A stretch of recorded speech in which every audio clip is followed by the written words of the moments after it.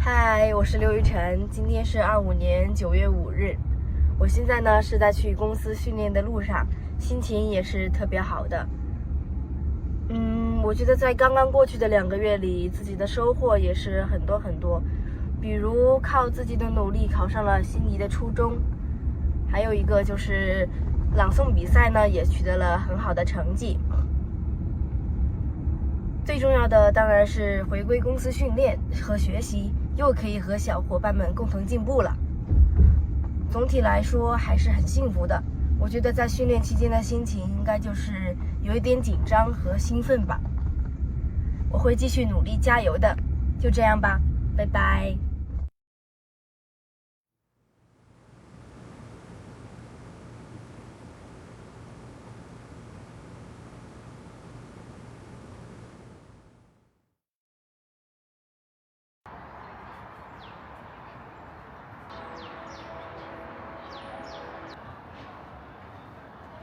请通行。Hello， 大家好，我是刘雨辰。第一个应该就是阳光，第二个应该说是相处起来不会有难度，然后就是说谁都玩得来。第三个词语比较幽默，然后我觉得我能带动大家的气氛。比如说用一种动物来形容你自己呢？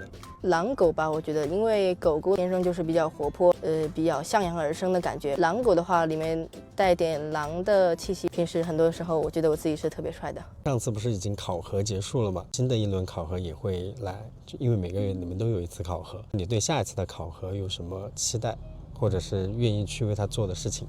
这一次考核的总结，我觉得在尽我最大努力去做了，但我觉得如果对于下次考核来说，我觉得我气息之声方面应该还要加强一点。我觉得我可以仔细去想一想这首歌的故事背景，以及这首歌的歌手为什么要以这样的方式去演唱这首歌。我觉得可以好好的去想一想，并且带入自己的感情去演唱这首考核的曲目。舞蹈方面来说，我觉得就是要尽量赶上其他小伙伴的步伐，自己再多去把基本功给打扎实一点，给自己未来铺路铺得更宽一些。那你在整个舞代这个团队里面，你想担当的一个角色是什么样子？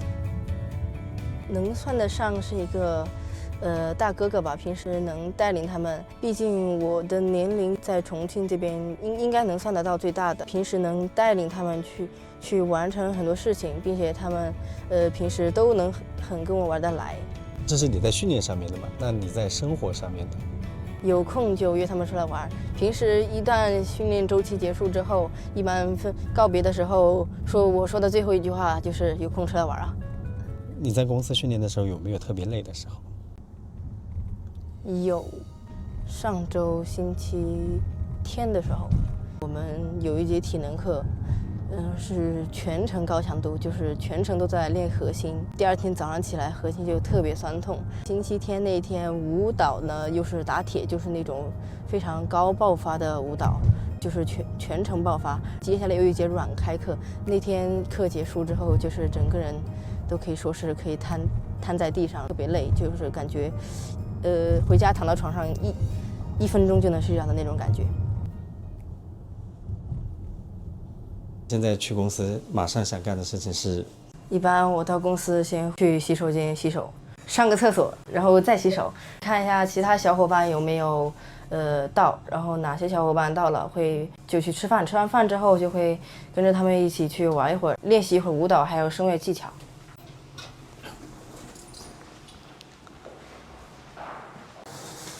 老师们好，师兄好。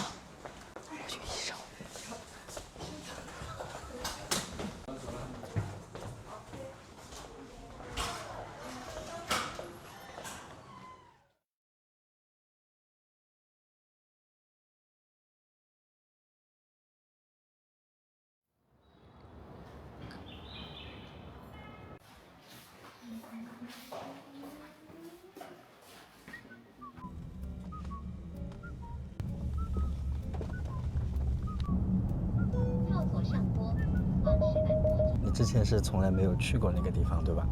对。那你这次除了想去体验一下，还有什么想做的东西吗？就做一些小的手工，这种小的礼物可以送给我妈妈。那你妈妈知道这件事情吗？知道。好的。你们月考刚刚结束，你对这一次的表现怎么样的感觉？还有很大进步空间，未来是无限可期，还可以做得更好。对比上一次的话，可能我这次在舞台上的表现更自然，就没有那么紧张，更习惯这种感觉了。舞蹈方面的话，身体的这些开发还要做得更好，还有律动。声乐方面，因为我现在正在变声，变声期之后要变声过程中要一直稳住这种声音的感觉。那你觉得你在舞代整个团体里面你是什么担当？应该算个哥哥吧。平时有些他们很多问题都会来问我，然后还有一些遇到不会的事情都会来找我帮忙。对。那你现在觉得你在整个团队里是什么样的担当？生活上啊，技能上等等。相当于是一个摆渡的东西吧，就是很多事情都会来问我，找我帮忙。你平时和他们的相处模式是一种什么样的相处模式？平时呢，他们一些需要纠正的地方，我都会用开玩笑的方式去给他们说，就是有些做得不好的地方。那你会在比如说你放假的时候，经常和他们一起出来玩吗？会一起约着出来玩。那你们一起出来玩的时候，一般是去干什么？一般约着打乒乓球，或者是去一些好的一些自然生态景点，看风景这些。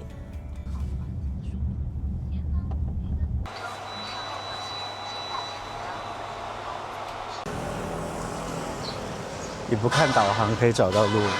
大概就在这边这一块。等一下到了路口再看一下导航。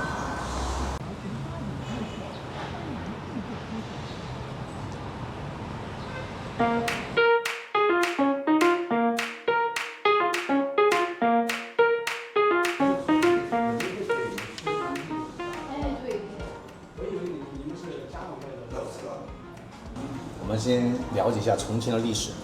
这是三国时期的地图，在我们中国历史上，重庆在历史上的第一个命名是什么名字？巴郡。真正改名叫重庆是在南宋。南宋的第3位皇帝宋光宗赵敦，他在没有做皇帝之前是先封的王叫恭王。巴郡是当时他的封地，当时叫恭王府。他过来到任不到1个月，老皇帝宋孝宗生了一场大病，卧床不起，无法上朝，就决定将皇位传给他。于是把他召回到京城，让他马上登基做皇帝，先封王后称帝，2件好事情碰在一起。你做了皇帝以后，你的封地是要升级的，以前是郡，后面就升为府，就改名叫重庆府，沿用到现在。所以重庆得名为双重喜庆的意思，这个重庆名字就来了。火锅是我们很多重庆本地人从小吃到大的，但是很多人并不了解火锅的历史。其实火锅在古代是属于穷人吃的东西。火锅是谁发明的？就是这个拉船的船工纤夫，他们在工作的时候看到很多下水沟的河道里面，觉得很可惜，因为他们属于当时的社会底层，1年都不一定吃上1次肉的，对不对？所以你记住了火锅最早的雏形叫水八块，它是白汤白水煮出来的，这是火锅的第一个名字。火锅就代表了当时的穷苦人对美好生活的向往，希望生活蒸蒸日上，红红火火，于是取了一个非常好听的名字叫火锅，这就是火锅的由来。文化。以前古代四面环山川渝是属于盆地，所以古代我前面讲了没有公路，古代的水道就是最大的一个最快的便捷的通道，所以在古代称为官道。世界太医吗？你们先做哪个嘛？先做太医吗？太医的话就找你们先做小的嘛，还是做大的？做小的嘛。你们选一个题材。这上面有这有打好的板子的，你可以选完了，然后找这个教你。可以逛一圈，你看一下。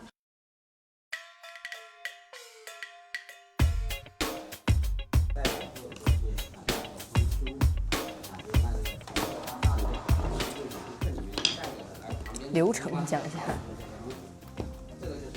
先给你喷一点水，因为你自己喷的话可能会喷多。然后把这个红字给它放进去，居中。放上去。对，居中。我不知道你们这边以前家里面会不会在门口放一个我们以前家里面都会放的。就反正就是类似这种这个放上去，正宅的嘛，斜的嘛，就会在大门口放一个，因为他们这样垂直的去敲它。还要做的话，就像他们这样敲，先把那个图形图案敲出来。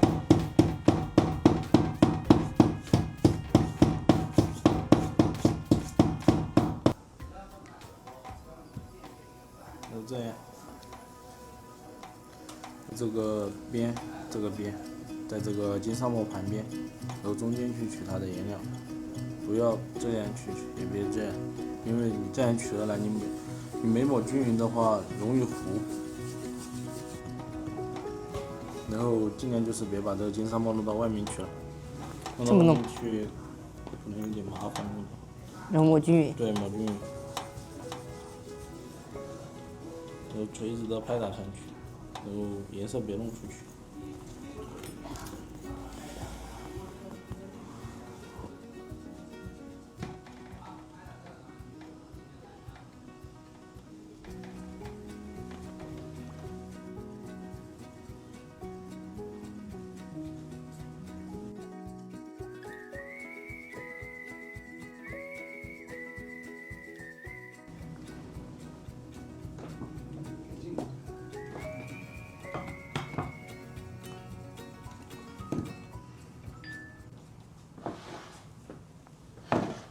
培养基都有烘干机哈，烘干以后然后给你裱相框。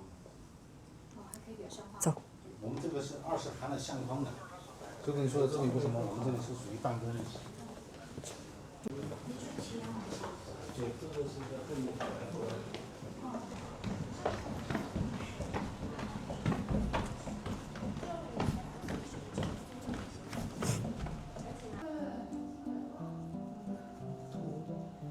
这个是大气气珠。这个鸳鸯是从漆树上采得的天然物料里面做的，然后经过了生食，就是你说的话。对。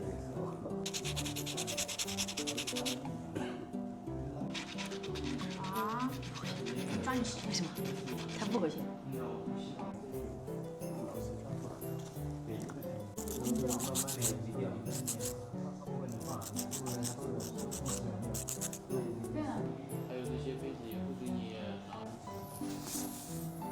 不想带。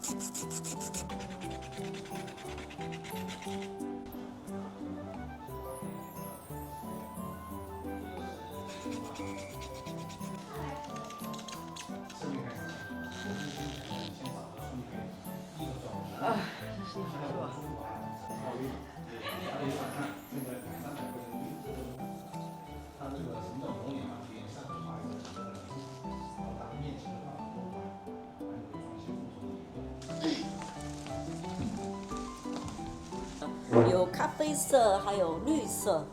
就这个颜色吧，就这个颜色，对。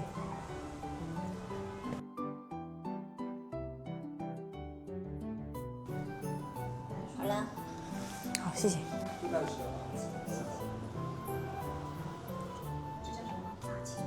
大气珠。来，收好。好，谢谢。来，慢走。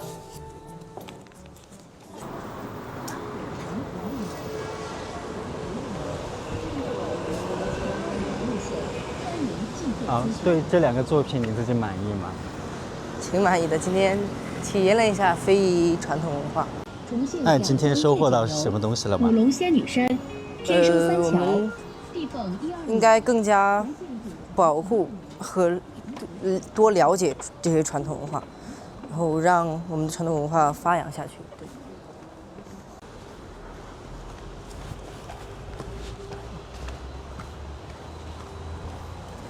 那你现在接下来准备去做什么呢？回家把资料和证件先拿上去，办那个港澳通行证。老师刚刚打电话通知的。办那个港澳通行证就预示着要和大家一起见面。对对对。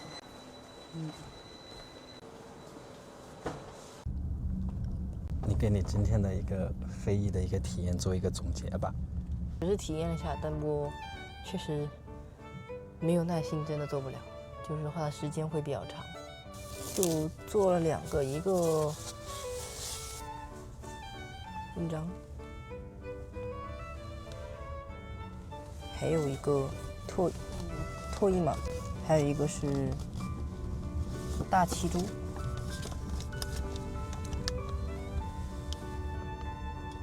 都是自己做的。那你觉得今天的一天体验是怎么样的？很充实，觉得很有意义。那你今天一天的一个行程就已经结束了哟。好。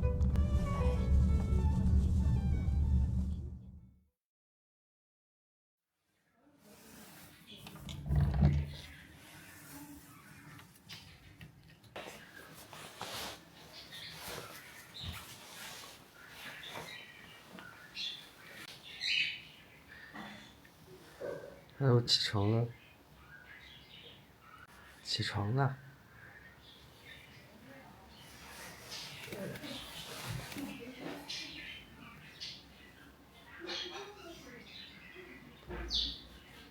你怎么来了？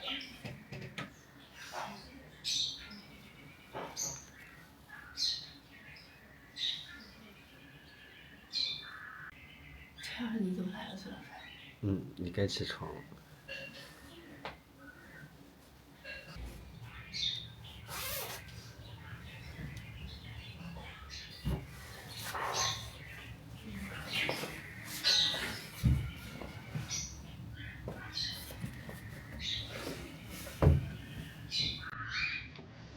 我先去刷牙。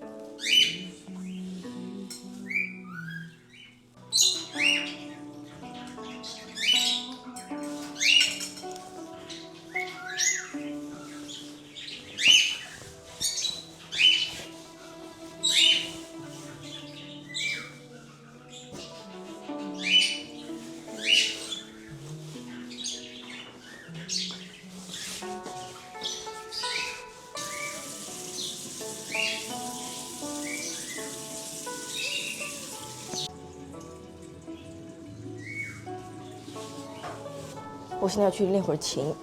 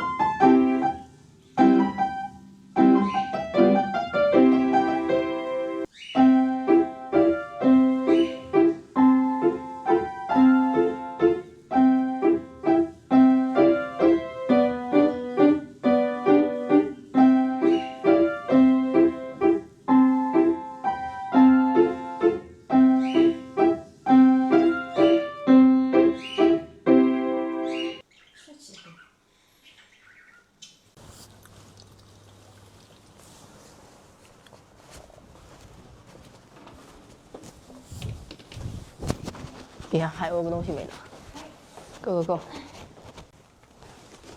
给我妈妈买生日礼物前必须得带我自己的零花钱。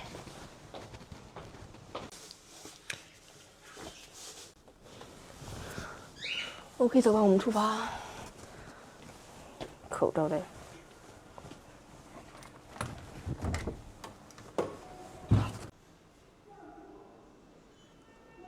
你等下午餐在公司吃，还是在家里吃了再出发？应该是在买东西的地方吃了之后再去公司。哦，等一下就不回家了，对吧？对，就直接去公司。一会儿我们要去来福士。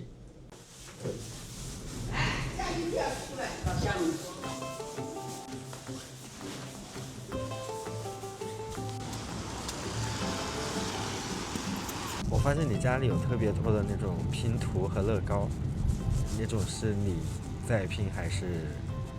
我和我弟弟都在拼，然后有一部分是我拼的，有一部分是我弟弟拼的。我们两个都特别喜欢乐高。这个年纪的男生一般都喜欢乐高嘛，所以我们家里就买了比较多的，然后就放在书架上面。没事的话拿出来玩一玩，但是现在基本上玩的时间也少了，只是把它给放在那里而已。那今天除了给妈妈买礼物，那还有没有其他庆生的一些方式呢？比如说一起吃个饭之类的。可能今天晚上，回家的时候先从公司先不回家，然后觉得可以哪里找一个花卉市场吧，觉得可以给妈妈买束花。来福士给她买礼物的这件事她可能知道，但是我觉得可以给她制造一个惊喜吧，去花卉市场给她买一束花。今天晚上是3月15号，我妈妈生日，然后呢也是315晚会的日子。然后每年我妈妈生日都会，我们一家人都会在一起去看这个315晚会，但可能今年可能我们一家人还凑不齐，因为我爸爸去长沙出差了，所以呢今年就只有我妈我弟3个人在一起看这个315晚会。但是呢我觉得我今年我妈妈生日给她买了这个礼物的话，她肯定还是非常高兴，觉得比较幸福的。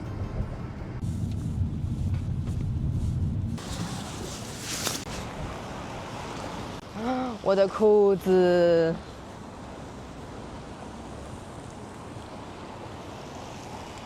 哇，那裤子已经全都湿了。为什么想给妈妈买这个礼物呢？这件事还要从今年的1月份说起，因为呢，我们今年1月份的话也来了一次来福士，当时应该是过来给我买鞋子。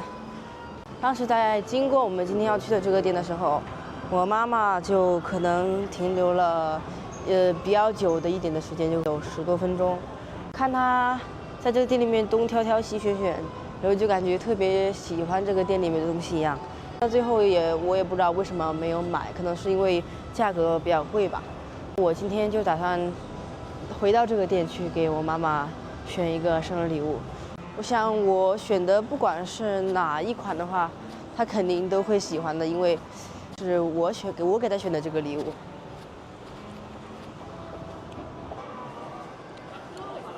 我看嘉陵江中庭线，我们先往下面走吧。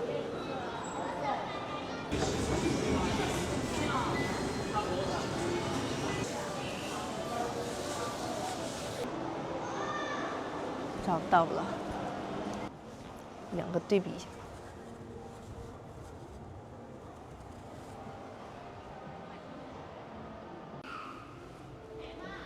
这两个哪个可爱一点？还是这个？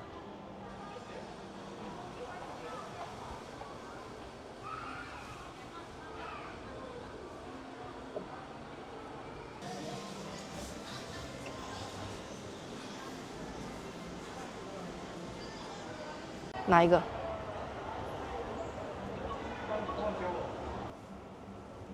那我觉得要不就这一只吧，稍微可能简单一点。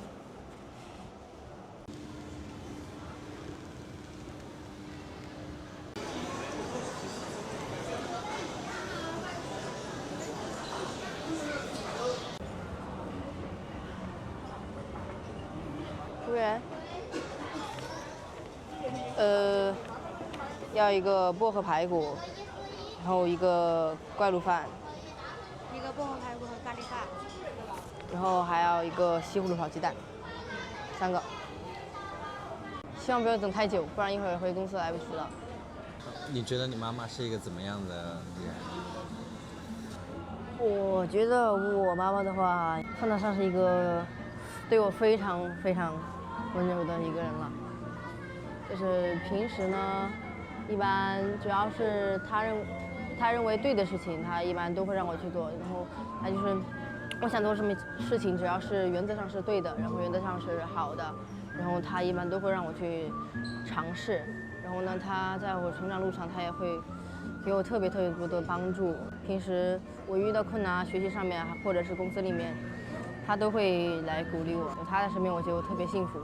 那你觉得你家庭是一个怎么样环境的一个家庭呢？我刚刚说完我妈妈，现在说说我爸爸吧。我爸爸就是特别幽默的一个人。我们家平时呢，一般开心的时候都是他给我们带来的。平时就特别喜欢讲笑话啊这些的。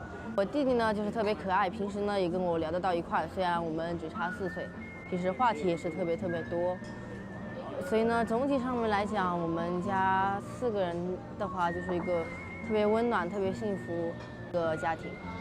平时有什么爱好没有？一有时间，我一般就会出去骑自行车。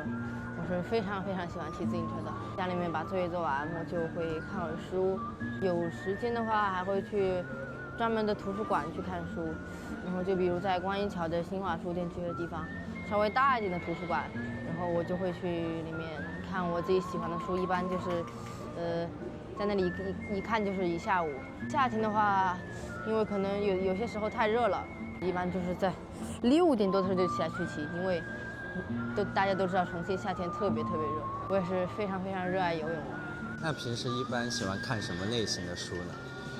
喜欢看小说，动物小说啊，科幻小说，还有科学杂志这一类的。就比如那个《狼王梦》，大家应该都听过吧？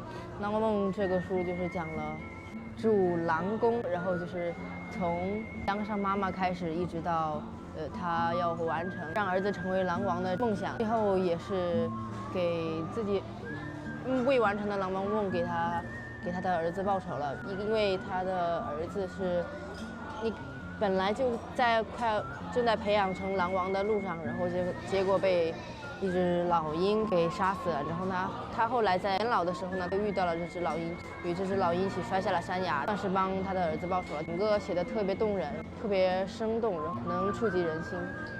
因为我觉得沈石溪老爷爷他的这个笔锋呢，我是比较喜欢的，并且他写的一些动物小说的题材，然后都是特别符合我的胃口，特别喜欢去阅读。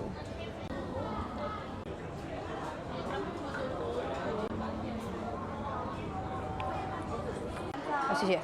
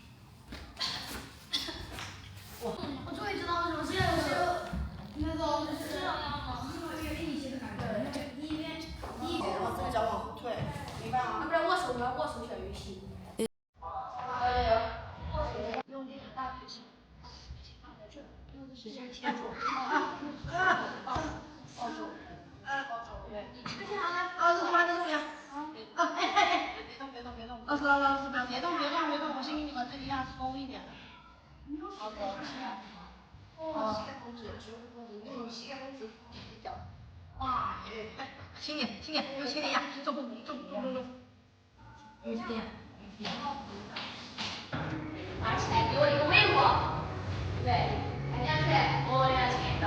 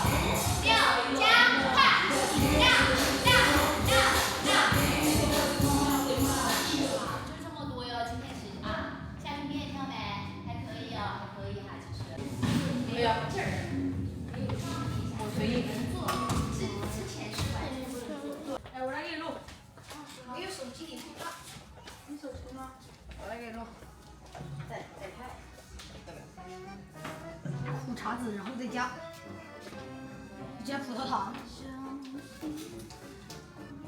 会碰撞出怎样的火花？加不加？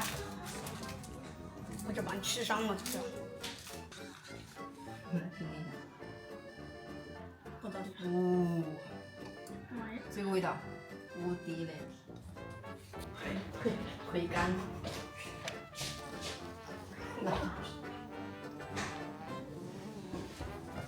怎么样？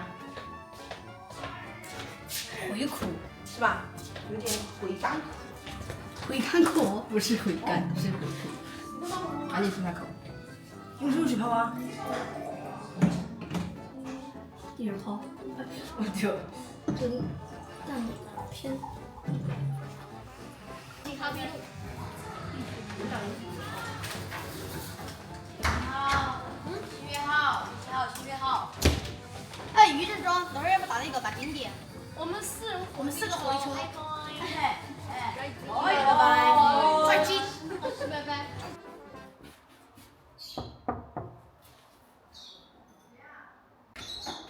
蔡老师，我在吃饭呢。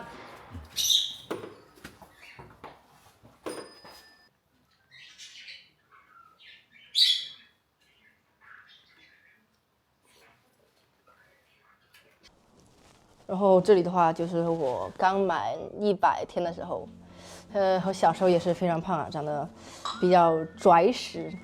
然后这里的话是我在学校戏剧社团，我初一上册的时候演了一个话剧，然后呢，可以给大家看一下我们的剧照。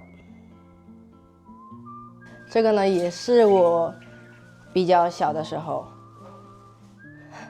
很可爱吧？然后上面的话就是我应该是刚上幼儿园不久，然后也是特别帅。这个是我弟弟，然后这个是我，对。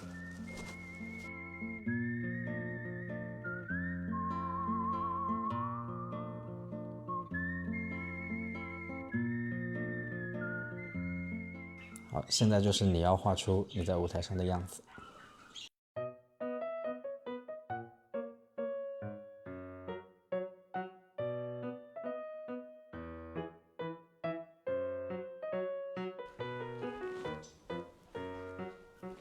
画的比较草啊。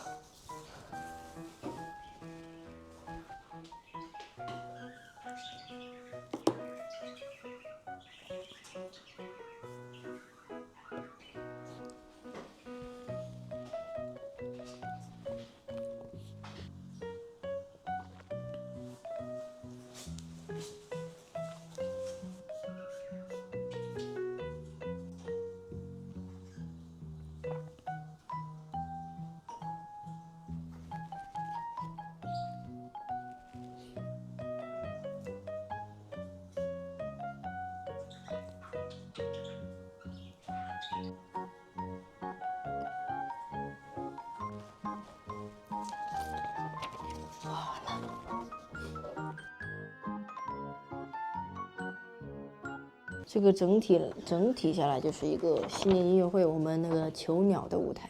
我在那个舞台上面的话，在我的舞台里面是最出彩的一个。这一排的话就是音响，然后这下面的话就是很多那种人头嘛，应该算得上是就是表述下面很多人，然后这块就是整个大框架。然后这里就是我们唱囚鸟的5个小伙伴，然后这上面有个摄像机，这里有个摄像机。然后这个就是我们的奖杯舞台，然后5个小伙伴里面，现在这个我画的正在唱的就是我。一开始新音的第一个节目就是我新年音乐会登上的第一个节目就是好运来。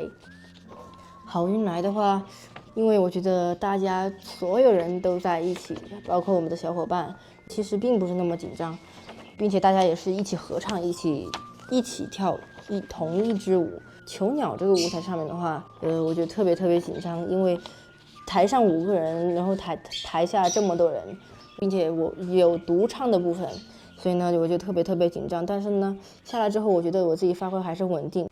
囚鸟这个舞台给我留下了深刻的印象，还有给我带来了宝贵的经验。那你自己眼中合格的偶像是什么样子的呀？我觉得是受大部分人爱戴的，并不能做到完全完美，然后有人喜欢你就会有人讨厌你。我觉得是受大家爱戴，相关这些人品这些全部都是非常正的。那你自己想带给粉丝什么样的能量呢？我觉得给他们一些开心的能量场，还有正能量吧，多去宣扬一些积极向上的一些东西。如果只给5年后的自己只写一句话的话，你想写什么？就你需要写到你的那个纸上。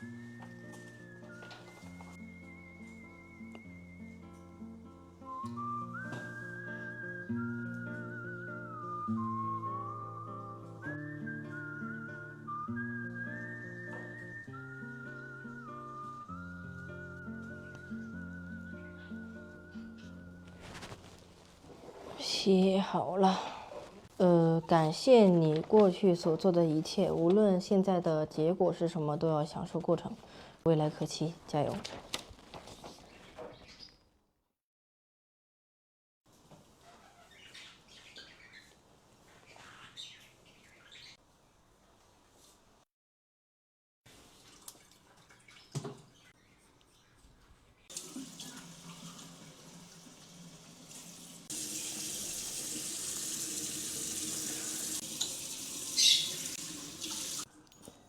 你这个霜是不是太大一桶了？已经用了挺多了。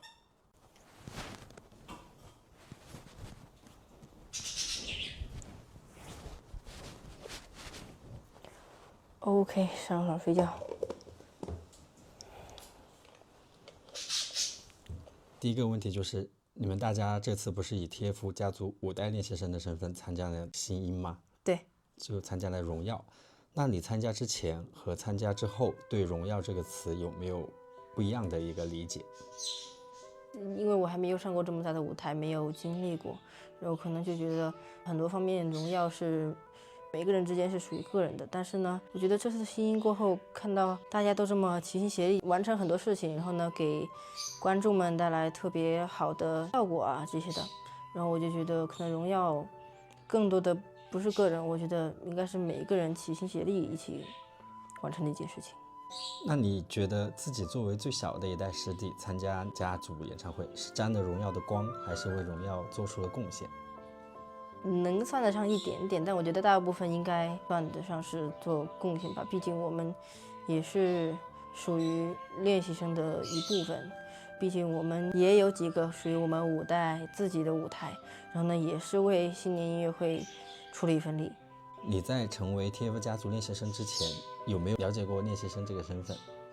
之前因为在被选中当练习生之前，一般都是一直在小学里面，被选上的时候是在6年级。选上之前只听有同学在追星，但我具体也不太了解，知道有练习生这种身份，但是没有过多的去了解。那有没有了解过外界对这个身份的评价呢？我们现在初中班里同学吧，我们初中班里同学对我的评价的话，那么就是与其他人有那么一点与众不同，很多时候不会把我们当成普通的一个同学来看，会把我们自己的这个练习生这个身份给带入进来。那你刚成为练习生的时候，你对这个身份的定义是什么呢？刚成为练习生那个时候了解的也不太多，觉得可能长得颜值稍微高一点点被选上去，结果后来了解了之后才知道，这个真的是万里挑一，非常幸运能够来到时代峰峻，加入 TF 家族5代。你希望粉丝怎么来定义 TF 家族5代练习生？目前这段时间的话来说，阳光、开朗、可爱、勇敢，然后敢于尝试吧，就是这5点。你是怎么进入 TF 家族的？就觉得很神奇哈。6年级上册吗？还是6年级下册的时候，突然就有一天正常在上英语课，大家都还算比较安静的，老师就喊我们所有同学站起来，然后进来了2个不认识的老师，不知道是干什么来干什么，就喊所有男生全都站起来了，然后就全部都看了一遍之后，有其中一位老师走到了我面前，这么上下打量了我几眼之后，然后就把我带出教室，然后喊我填写的基本信息。之前我遇到这种情况，全部都是播音主持这些招人的，然后我自己也参与过播音主持的一些项目和比赛，我就回到教室之后，我就继续正常上课。结果下课之后，应该是有几个女同学围过来，就跟我说：“刘雨辰，刘雨辰，你被选上当练习生了。”我还比较懵，当时我还并不太了解练习生这个身份，然后呢，也不知道时代峰峻这个公司一些深入的一些的东西，然后所以呢，当时就是比较懵。当时大多数都是在比较懵的一个状态，还不知道目前是什么样的状况。那你在正式成为 TF 家族5代练习生之后，有带给你哪些变化呢？之前的话，我妈妈一直在不断的鼓励我说自己是天下最帅的，在被选上之前，在哪里都觉得自己是最帅的。后来呢，加入了 TF 家族5代练习生之后，我感觉到哪里走路更拉风了，我就尽量不带入这个身份去生活啊这些的，就是在平常日常生活里面，把自己给当成一个正常人去融入其他人的一些环境里面。那你校园生活上有没有一些特别的变化呢？平时一起正常打打闹闹，基本上是所有人都玩得来，但是呢，可能在当上了练习生，上了初中之后，我就言行举止这些全部都又拘谨了一些，降低别人对自己的注意力，然后就是尽量让别人把我当成一个正常的学生。这是校园生活嘛？那你其他的生活有没有发生一些改变呢？多了几个聊天的知心朋友，就在公司里面。平时外出，一般不管是长途旅行，或者是我出门去楼下扔个垃圾这些的，我一般都会直接随身揣一个口罩在身上，无论何时何地。为了防范某些人的跟拍啊这些的。接下来需要去做什么事情？准备睡觉了吧？也不早了。好，拜拜。